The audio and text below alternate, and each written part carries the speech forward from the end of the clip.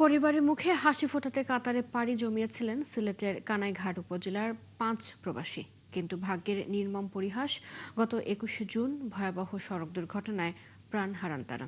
একসাথে একই এলাকার 5 জনের মৃত্যুতে শোকের ছায়া নেমেছে পুরো উপজেলায়। এখন দ্রুত তাদের মরদেহ দেশে আনার দাবি তুলেছেন এলাকার মানুষ। মুহিদ্দিদারের তথ্য ছবিতে প্রতিবেদন। রোববার কাতারে নিহত 5 জনই কানাইঘাটের 7 নম্বর দক্ষিণ বাণীগ্রাম ইউনিয়নের গাছবাড়ি এলাকার বাসিন্দা। তাদের 5 জনেরই স্বপ্ন থেমে গেছে। ওই দিন সকালে প্রতিদিনের মতো কাজে যাওয়ার পথে ভয়াবহ দুর্ঘটনার মুখে পড়েন তারা। তাদের মৃত্যুতে শুধু পরিবার নয়, পুরো এলাকা জুড়ে নেমে এসেছে শোকের মাতম। আমরার ভাই আমরার খুলে আনিয়া দেখা বিদেশ বাড়ি আমরার ভাই গাইলেছে। আমরা যেটা থাকতে আমরার বাপ সৌদি আরব মারছেন, আমরার ভাই আসবে কাতার মারি গেছেন। আমরা আর কেউ নাই ভাই ছাড়া।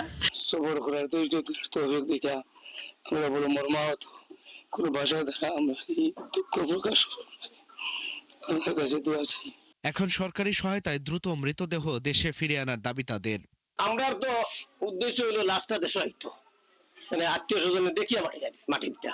যত দ্রুত হয় আমার লাশটা দেশ হইতো সরকারের মারফতে দাফন করতাম, দেখতা হরুতা মরুতায় ওখানে বেশি আরজ করিয়ার।